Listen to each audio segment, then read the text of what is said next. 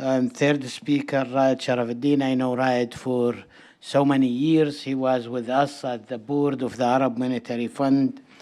Raed is, he was still a central and commercial banker. He was former first vice governor of the Central Bank of Lebanon. I'm always proud of having him as a good friend, and I know he has depth in the way he looks at things and in terms of strategic thinking. And Raed will have his opening remarks on the socioeconomic impact of the displaced population crisis on countries in the region, and he will take Lebanon as a case. I think this is a very difficult issue for several countries in our region.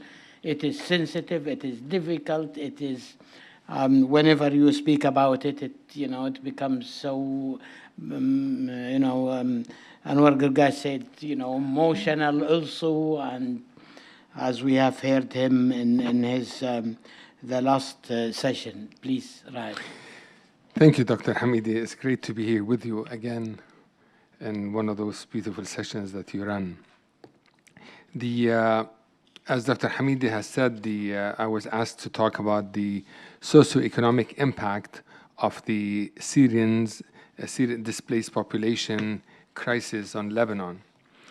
In the introduction, I would say that the issue of the Syrians displaced in Lebanon evolved from a purely humanitarian one when the war broke out in 2011 to a massive call for a swift plan of action to repatriate them, as they constitute an existential, quote-unquote, threat to Lebanon's, again, quote, identity, image, and future. And I'm quoting the Minister of the Interior. Like Germany's 2014 versus 2018 reversing sentiments, populist rhetoric in Lebanon is recently echoing calls for self-protection, controlling measures against their movement, and even against their residential arrangements by heads of municipalities, governors, and the Minister of the Interior. Excuse me. While others went all the way to facilitate their immigration by sea to Europe. Additionally, there are demands to review the modus operandi of the UNHCR, which is the United Nations High Commissioner for Refugees, and the other relevant NGOs, and even terminate their operations altogether, especially with the unfulfilled financial pledges of the international community and the European Union's strong stance on the premature, quote-unquote, return of the Syrians to Lebanon.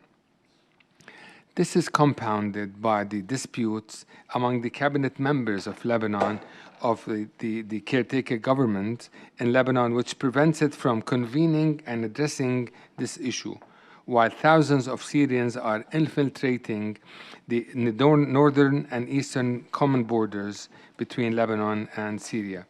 To give you an idea, this is the map of Lebanon. And we have the northern, this is Syria from the northern borders and from the eastern borders. So we have about 387 kilometers of common borders. So this is really, that means, I will get to some statistics later on while I'll be talking. So the Lebanese Army arrested 25,000 Syrians during the first 8 months of the year, while the conflict has abated in Syria, where regime is recapturing more key rebel-held areas, and where most Arab countries started the process of reproaching the administration. The economic pressures there are mounting and pushing more citizens to flee the country into Lebanon, benefiting from the United Nations current policy of offering them $300 per person monthly. Against this backdrop, let's look at the Lebanese economic or macro socioeconomic scene. Actually, we have been facing ourselves stressful conditions resulting from multi-dimensional crisis that has been going through and aggravated by regional and global economic turbulences. Lebanon's crisis emerged from a decade of regional turmoil on the one hand, particularly regarding the repercussions and risks of the Syrian crisis, and the difficulties in public finances in terms of the budget deficit and the exacerbation of public debt and its service on the other hand. In the Q&A, if there's any Q&A, I'll get to some numbers and statistics, but I'll skip that for now. But the inflationary and monetary financial factors that are really pressured Lebanon more and more, the exchange rate devaluation, the imbalance in the balance of payment, the government's dumb decision to discontinue payments on all its outstanding US dollar-denominated Eurobonds on March 9, 2020, the COVID-19 pandemic consequences and the Beirut port explosion factor of August 2nd, 2020, the energy crisis, the fuel and economic effects, and on and on and on, has really put us in shambles. That is aggravated again with the presidential vacuum since little over a year, since October 30th, 2020. I'll get to statistics if there's any interest about it. Let's look at the numbers of the Syrians in Lebanon and how much they constitute as percentage of the Lebanese population. And here comes the interesting part. We don't really know for sure how much they are. We have statistics, and we have statistics, and we have statistics. So we have statistics running for about 900,000, and we have statistics going to 2,080,000. So look at that range. And I'll talk a little bit about this variation in numbers. Because there are the registered population of the UNHCR, and our not registered population, and there's the general security. The number that I will talk about here is the official number that the Lebanese general director of the general security had talked about, which is 2,080,000. This is 30% of Lebanese. So they constitute 30% of the Lebanese population. In addition to the new waves actually coming into Lebanon, and we'll see all kinds of videos of them coming in herds. Well, the unofficial estimates indicate that the number of newly displaced people between June and July this year reached 15,000 per month. With a total population of 6.77, and this is, we don't really know how much we are, how many people we are. So we had 6.77 million, according to the World Bank estimates, and 7.3 million people, inhabitants, according to official estimates. So this is what we have. Lebanon hosts the highest per capita concentration of refugees in the world. And definitely, as you well know, in addition to the Syrian brothers, we have the Palestinian brothers, we still have about 300,000 Palestinians. But the Palestinians are considered refugees. So that's for legal issues. The Syrians are not considered refugees, they are considered displaced. And I have here a table talks about the percentages of how much they constitute in our neighboring area. For example, Turkey, Jordan, Egypt, and Lebanon. And actually, in Turkey, they constitute 3.8. In Jordan, they constitute 5.9. In Egypt, they constitute 0.14, while in Lebanon, they constitute 36%. And based on the numbers I took, I just played with some numbers. And in case they continue with their birth rate that they have, which is more than the Lebanese birth rate, actually we will be equal by 2043. In 20 years, the Lebanese and Syrian population will be equal in Lebanon. Definitely the Azud impact, just consider that the country is in shambles already. We are in deep political, social, and economic problems. Not much infrastructure is built, and let alone maintained, let alone built. So all the pressures we have those guests of ours are using exact same roads, exact same electricity grid, exact same hospitals and x-rays and what have you, transportation. So the education, communication, water and sanitation requirements. So when the same thing that not much has been done on these infrastructure over the past several years.